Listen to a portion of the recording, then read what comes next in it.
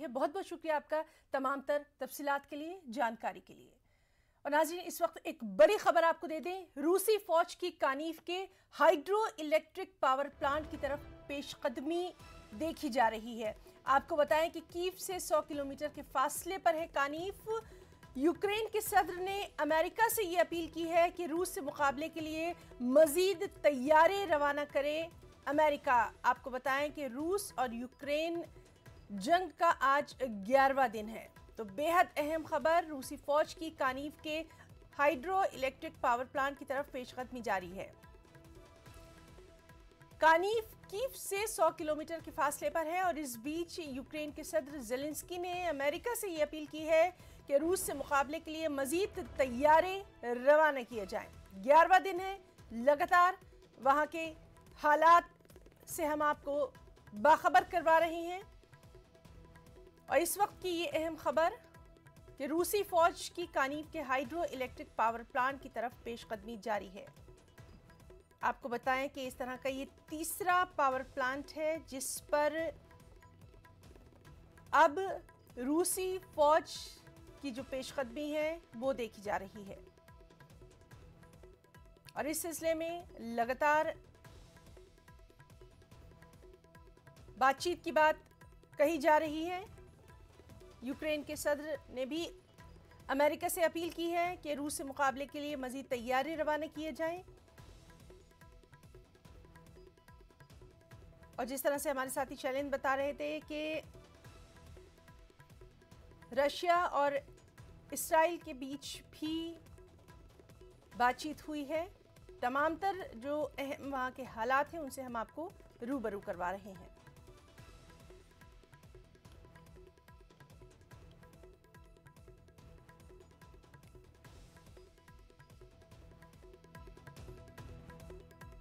और नाज़रीन, इस वक्त हमारे साथ प्रोफेसर मुहिबुल हक साहब मौजूद हैं जिनसे लगातार हम इस पूरे मामले पर तज्जिया हासिल कर रहे हैं।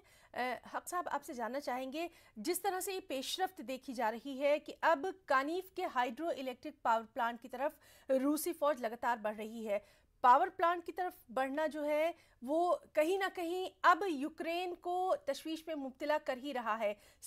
पूरी दुनिया की नजरें जो है वो यहीं पर लगी हुई हैं। अब आगे क्या पेशकदमी?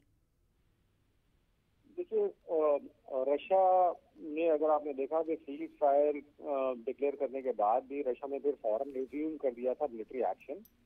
और वही बात का सबूत है कि रशिया नाटो की तरफ से चूंकि कोई एश्योरेंस नहीं मिला और साथ ही साथ जो डिफाइंस है इनका यूक्रेन के प्रेसिडेंट का, उसको मद्देनजर रखते हुए रशिया ने ये डिसाइड कर लिया है कि उसे जो स्टेटहुड है, जो बार बार वो कह रहा है कि जो वेरी एग्जिस्टेंस ऑफ यूक्रेन जो है वो खत्म कर देना है, तो अब उसकी तरफ आहिस्ता आहिस्ता बढ़ रहा है। यानी जिसे ऑक्यूपेशन कहते हैं, जिसे कब्जा कहते हैं, वो रशिया उसकी तरफ बढ़ रहा है।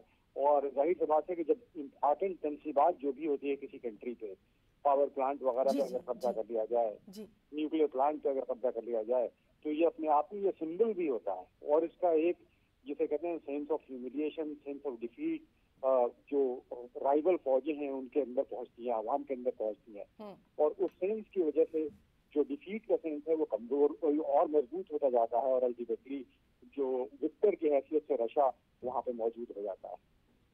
जी सर, आपसे ये भी जानना चाहेंगे, अचानक ये खबर आई थी कि नेफ्तली बेनेट ने मुलाकात की है पुतिन के साथ, और अब ये भी एक अपडेट आप आपको दे दें कि ज़ेलेंस्की से भी उनकी बातचीत हुई है। इसको किस तरह से आप देखेंगे? इस्राइल जो है वो लगातार कोशिश कर रहा है, रशिया और यूक्रेन के बीच सालिसी की बातचीत के लिए लगातार कोशिश कर रहा है, ये बात सामने आ रही है। देखिए, जो ज़ेलेंस्की के बारे में जो खास करके ये खबर आती है कि उनका जो ओरिजिन है वो जेविश है और यूक्रेन के जो प्रेसिडेंट है उनका खुद जेविश ओरिजिन है, और ये बातें बार बार पब्लिक डोमेन में आती हैं। इजराइल जो इसमें बहुत इंपॉर्टेंट रोल प्ले कर रहा है, उसके ताल्लुकात इत्तेफाक से दोनों कंट्री से बहुत अच्छे हैं, खास करके यूक्रेन से तो बहुत ही अच्छे ताल्लुकात हैं। तो ऐसी हालत में मैं ये समझता हूँ कि रशिया का जो पूरा ताकत का मुजाहरा है यूक्रेन में, उससे अमेरिका भी इस बात से कन्विंस्ड हो गया है कि Russia is not going back. तो ऐसी हालत में मुझे लगता है कि अमेरिका की पुष्तनाही और नेटो कंट्रीज की भी पुष्तनाही इजराइल के साथ होगी, या इजराइल को उन्होंने जिसे कहते हैं बैकडोर डिप्लोमेसी, तो ये बैकडोर डिप्लोमेसी शुरू होगी है डोमेस्टिक कंपल्जन की वजह से, या जिसे कहते हैं कि वो बैकफायर न कर जाए, इसलिए डायरेक्टली ये कंट्रीज जैसे जर्मनी, अमेरिका या फिर फ्रांस या ब्रिटेन ये डायरेक्टली नेगोशिएट तो नहीं कर रही हैं, लेकिन अगर इजराइल नेगोशिएट करने की कोशिश कर रहा है, दोनों फरीक को सामने लाने की कोशिश कर रहा है, तो हमें ये समझना चाहिए कि उनके पीछे पूरी वेस्टर्न कंट्रीज और खास नाटो कंट्रीज और खास करके अमेरिका का सपोर्ट या अमेरिका की हमायत हासिल है।